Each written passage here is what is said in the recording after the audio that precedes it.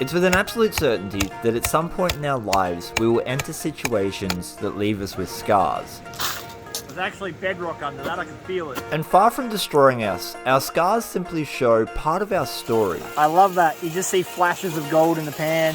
A reminder of not only things we survived, but things we've overcome. By the same token, it's my belief that objects don't gain their beauty until they have a few scars. This belief is held by the Japanese, who practice kintsugi. Kintsugi is the art of fixing broken pottery using gold resin. Nice, big, coarse, chunky flakes of gold. The gold is used to highlight the beauty within its break. Oh, bro. 2 pans, both the same. Do exactly what you just did. Don't change anything. The practice centers around the idea that the break isn't the end of the object, it's just part of its journey. My 83-year-old grandfather just gifted me his old gold pan. We're going to do a little bit of a restoration on this before taking it out and finding some gold. Unlike modern gold pans that are made out of synthetic materials such as plastic, back in the day they were made from steel. This is a well-used gold pan, the metal's quite thin, and we've got a lot of rust pitting in it. Now there is something to be said for rust on steel gold pans. It creates friction, and that helps keep the gold in the pan. But too much rust causes such an uneven surface, the gold and black sand does not like to move around the pan, and we have to get rid of that so we have a smooth action when we're doing our swirls. And a really big problem with uneven color like this, where you got red, black and silver, is it makes it very difficult to see what's in your pan. Our first step is to take some 60 grit sandpaper here and run over the entire inside of the pan. This will help to give it a bit more of a smooth, consistent surface. The sandpaper first removes the rust, then creates an even surface of friction, and allows for an even colour during heat. You can see here we've got back to a much more uniform surface, and that means that when we make this pan darker, that darkness will be nice and even, allowing us to see any gold. And a great opportunity to make some war paint.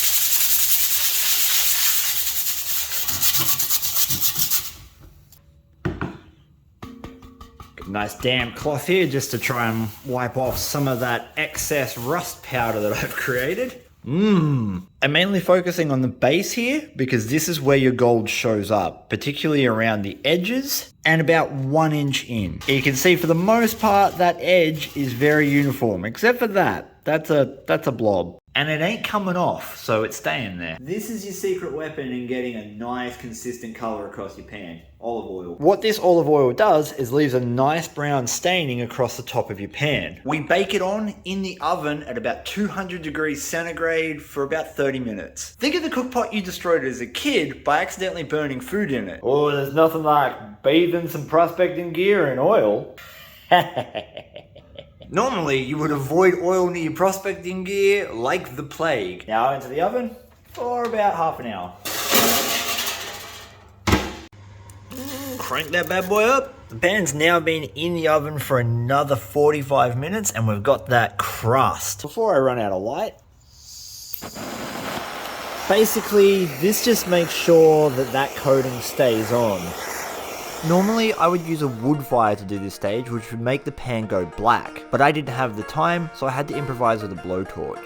I would do this step a couple of days later. You may be questioning why I used oil, and the simple answer is it's cheap and very effective. I've now done this with every single steel pan I own, and that coating will last literally for over 12 months without you having to do any retouch-ups. Because I would argue that everyone has olive oil in their pantry. With the functionality put back in my grandfather's old pan, it was time to hit the creek with Gadsy and see if I could find some gold. The mega pan is all nice and seasoned. We're out of the creek, Gadsy! Yeah. Woo! Gadsy's going to try out the mega pan. I've already done one test pan that was just magic, so we are going to honour my grandfather's very old gold pan by finding, hopefully, oodles of it. Golds? No? I see one. We've been waiting to come back to this spot now for over 12 months. The floods have kept us out of here and the water has finally dropped enough to where we can actually stand in the creek. To try and give you some perspective, the last time we were here, all of this back to here was bank. Old-timey luck. It's all about how you wiggle. This is the stuff I'm excited about, that glacial till clay. It's rare. When you find it, there's almost always good gold. No nuggets.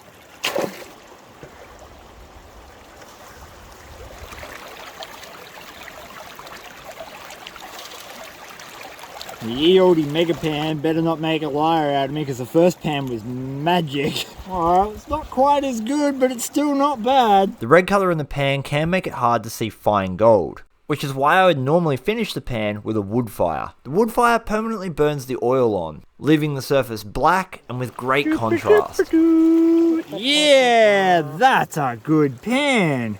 Oh my god, they're really nice sized bits.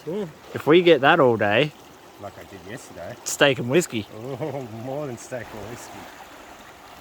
Following a logical path, if all of this was covered in dirt that's been stripped away, you got to look for the first place it's going to settle. So I came to this shelf here. This shelf is a nice drop off, and that means that there's going to be a different pressure dynamic in the water. Right where my shovel head is nice sporadic gold. I say nice, I mean frustrating, because every other pan looks like this. Nice, big, coarse, chunky flakes of gold. And then just to completely throw you off, you'll get like 10 nanos in the next one out of the same hole. But we will persist because that's good gold and it's going to add up. No. Gold prospecting for me has little to do with the gold. Is this going to be your special sauce, Nonna? Could be. Instead, the drive comes from the cathartic process of prospecting. It's a Two. bit of micro. Bit of, all right, three. 3.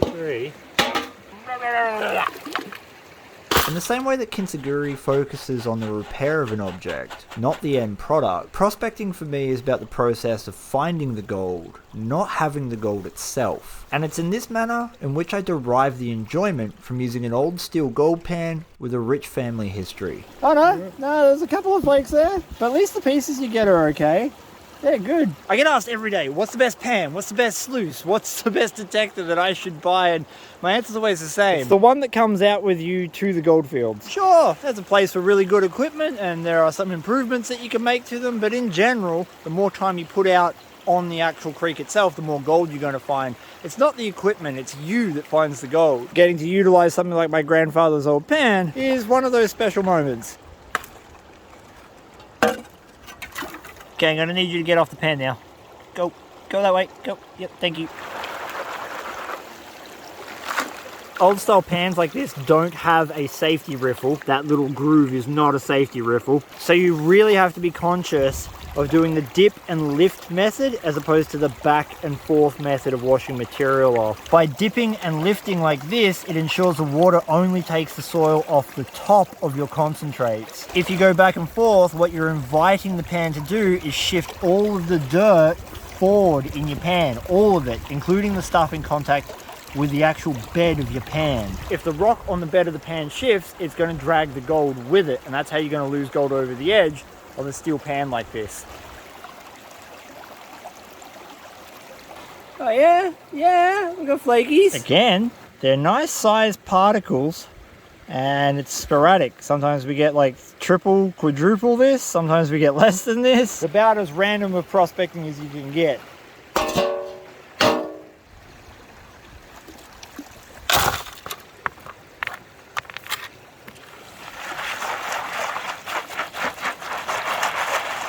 Oh, for just half a second I thought that was a crystal, but it's a ye old timey bottle.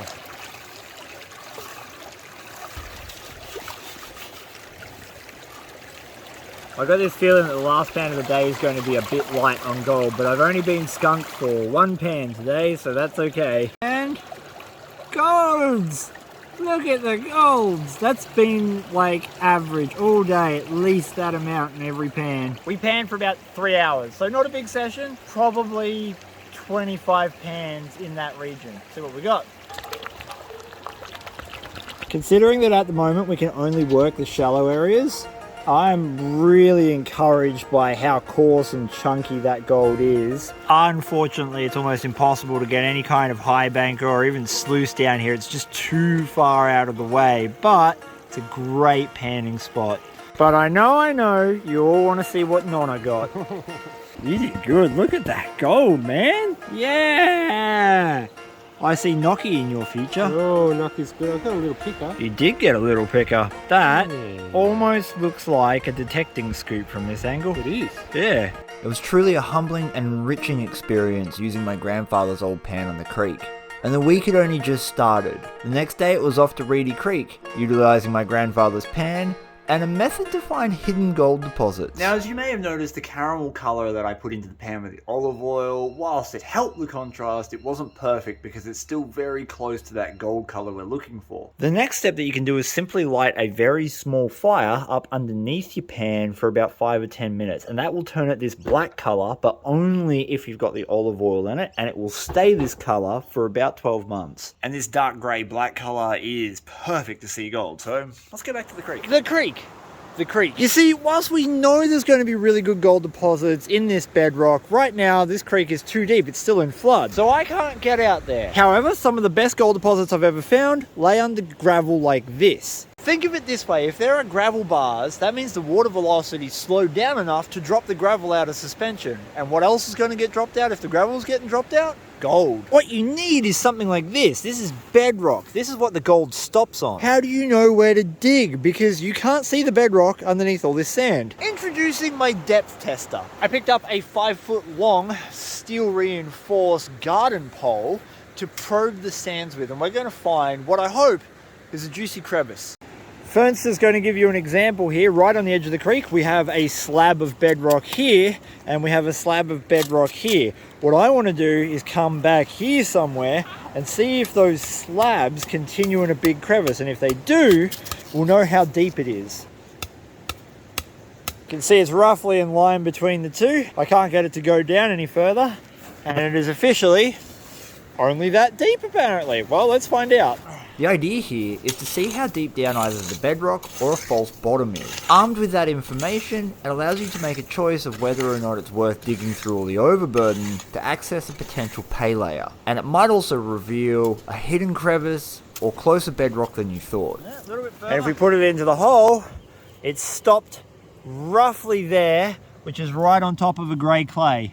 Remember, we're looking for a dense layer, ideally bedrock or clay. Grandfather's pan, don't mind if I do. There's actually bedrock under that, I can feel it. Don't be fooled by TV shows or YouTube. Most of gold prospecting is literally this, looking for where the gold is. The prospecting side of it is the difference between having an okay day or a great day. This is the best part about prospecting, is that you never know unless you try. Did we get gold? Any gold? Oh, we got gold. Not a huge amount, but there's good gold there. The contrast on this pan looks absolutely beautiful, and we've got a fair amount of small gemstones in there as well. This is why I use this stick. Ugh. So at least, what, 2.5 feet down to something solid? Not today.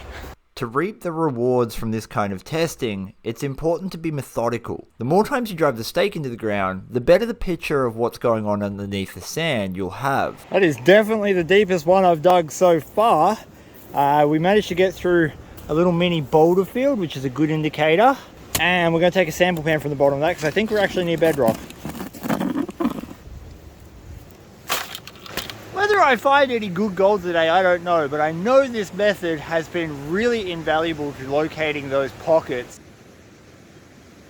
Fernie, we certainly did a little bit better on this pan. Again, not the bonanza, but we're on the right track for a good high banking spot. Mark my words, the good gold's going to be here. I just tested this little tributary here, and we found some okay flower gold off a clay layer. Again, high banking, not panning, and change of hat because it's getting hot. That is really deep. Oh yeah. However, this is all dry sand.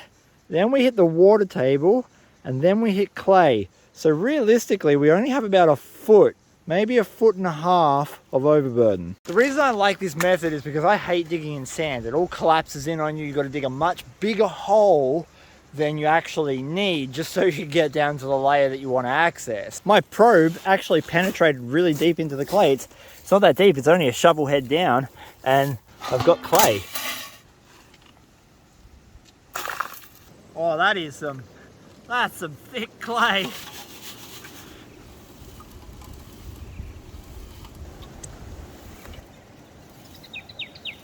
Black sand is what we call an indicator of gold. It shows the presence of heavy material, which means that gold may be collecting in a nearby area. Whereas an indication of gold is an actual piece of gold. That shows you that there is gold right there. So we like seeing black sand like that, but we really want to see coarse black sand. This is very fine grain, and I don't think there's going to be that much gold in it. As I was saying, fine grain sand, fine grain gold. I just had a small heart attack. There was a really big sapphire found out here only a couple of weeks ago. And I just spotted this, but I think it's glass. It's definitely glass. How lucky is this? There's a massive boulder here. I put the stake in just in front of it. I'm not big enough to move that massive thing out of that hole. It stays there. But I am going to sample the clay directly underneath it. From what I've seen in the pan on the way down, it's only fine grain black sand, so I'm not really expecting much gold. Yeah, we got pretty much identical to what we got in the last pan. This is prospecting. This is what it's like most of the time. You are looking for it, and eventually you will find it, but you've got to do all the test pans. I stuck the probe in that sand over there, and it didn't go down too far, and I realized the bank here has been undercut by the recent floods. So I stuck my shovel up there, got some grey clay out of it. And can you see the difference in the black sand? It's a little coarser, it's a little chunkier, and the gold is better. It's not just the quantity of the heavies in your area that you're getting per pan, it's also the size and shape. When you're test panning, you're looking for lots of heavies that would match the weight of your gold. So in my case, I need a piece about 3 times the size of the speck of gold to equal the weight of the gold, and therefore that's where it will be dropping out. In your area, it might be slightly different. Having now worked out where the gold was sitting on Reedy Creek, it was time to go back to the spot Gadsy and I were working, but with the leprechaun. And we were in for an absolute bonanza of chunky coarse flakes. Is that good? You got 5 more. You come full for more. We're gonna save some for the creek, okay? And on my end, one small but poignant disaster. This is one of my favourite Australian animals. This is what is known as an echidna. It's very different to a porcupine that you may know from overseas, and they are my favourite animals. I've actually got one of these tattooed on my arm. We've come back down to the same exact spot we were at the start of the week. This time I'm using a potato pan, and Gazzy's just yelled out, "Oh yeah, picker." Oh, bro. It's a nugget almost. That's, does it fit up your nose? Because it's just a picker if it fits up your nose. Still working this edge deposit, and I've come over to this section here, which seems to be giving us some nice flakes. I say us, it's me and all 45 of my personalities over there. Today I was using a potato pan, a traditional type of pan dating back over 4,000 years. This type of pan is the primary pan still used in most countries across the world. Normally, it's highly accurate, retaining a high percentage of the gold and moving a lot of soil very quickly. But as I was going to find out, it's not always the case. Yeah, gold. It's not as good as the first 2 pans, which I knew would happen. I swear I got 2 almost pickers in the last pan. The second I break the camera out, it goes back to gold that just is normal flakes. Or as Mick has informed me, the old timers used to call them lobs. I think the sweatpants bring luck. Ooh. Yeah, the sweatpants definitely bring luck. The warning sign something was wrong started early. That's the clay, that's what's holding out gold. You see it's all mixed in with rock? As soon as you get sticky clay with rock, you usually get good gold. I was digging in the same spot where both Mick and Gadsy were finding pickers and lots of coarse flakes. I love that. You just see flashes of gold in the pan. Come on, big bucks. Yeah! Still no picker, but some nice flakes and more of them. That is a massive piece of tin. Check that out. You can make a whole, sheeted roof with that. And that should have been the first warning sign. Digging in the same hole and not getting the same kind of gold. Is that a good knapsack? Other than the occasional dud pan, Mick and Gadsy's gold was staying extremely consistent. Such dexterous fingers. I told you, the phone's cursed. I come over, you've been getting good pans all this time, you get one nice flake and a couple of nanos. Get that phone away from me. No, I'm stealing the luck. Unless you Mick, that bad luck doesn't affect him. Oh no, I reckon it does. So it raised the question, if their gold was consistent, why wasn't mine? Meanwhile, my spot has been consistently inconsistent. Some pans are great, many are terrible, and then just as you lose hope, it reinvigorates you with a nice flake. I think that's what they call narcissism. Possibly. But at this stage, I was still blaming the ground and hadn't done the introspective work to realise that it might have been my equipment. Fernie, I can't work out what layer it's in, but you can have a nugget. Every shovel is coming up with fractured and decaying bedrock, some really nice dark orange clay, some sort of more light grey stuff, heaps of black sand, and no matter how I try to separate those layers, I can't, so the gold is somewhere in one of those layers. All of them. A potato pan relies on two things, friction and centrifugal force. The centrifugal force of spinning the pan underwater helps blow the light sands out of the pan. The spinning action concentrates the heaviest material in the point of the cone. And stratification allows the gold to sink to the very bottom with a layer of black sand and ironstone sitting above it to protect it from any rocks or water coming down. In all our testing, the gold recovery rate is about 98%, similar to a flat bottom pan with riffles. But there's something I hadn't taken into account. See, what we were just talking about might not have worked. The curse is definitely not, not upon me. Oh, no. I still got golds. Good for you, not good for me. What I hadn't taken into account was the shape of the gold. You see, most of the gold in my area is very fine. However, in this spot, the gold is quite coarse. The gold is coarse in the sense that they are large, flat flakes, and the extra surface area creates a lot of friction between the gold and the black sand. Friction is what keeps your gold safe in a sluice box or at the bottom of your pan, but only if the gold is able to sink through the heavy material. Oh yeah, I saw gold. Yeah, God, they're nice flakes here. I love these flakes. Reedy Creek has some good gold. And in this case, we're dealing with extremely coarse tin, which is used in industrial mining to create friction beds.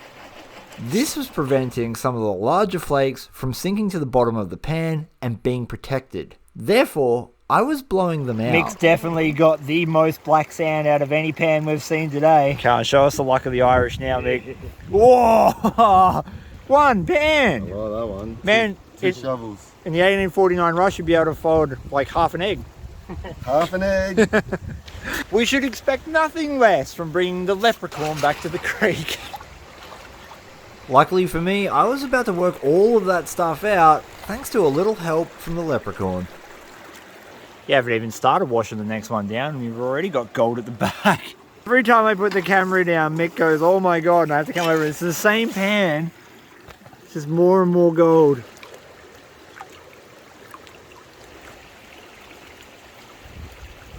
He's got half an egg. Can he get his slice of bread? Oh my God!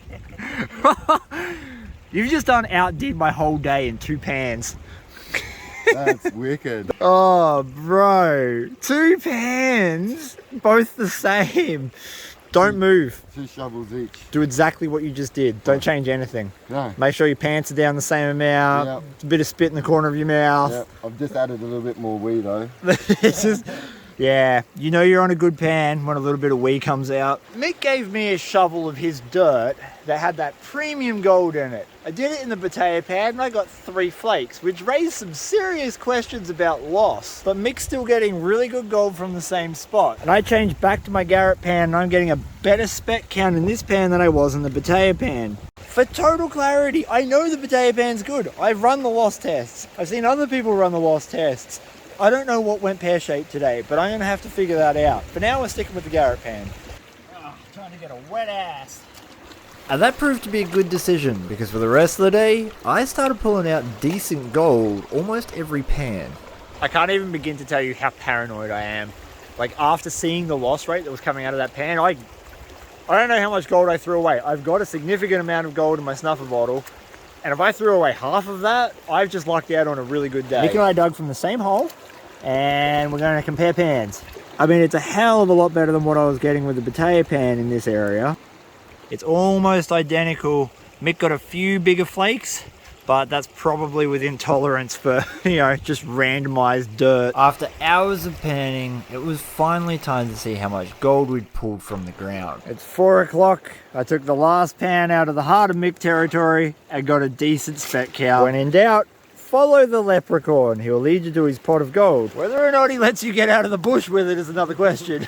Well, I'm stuffed. I know he's stuffed, so I'm done. He's well done. I'm medium rare.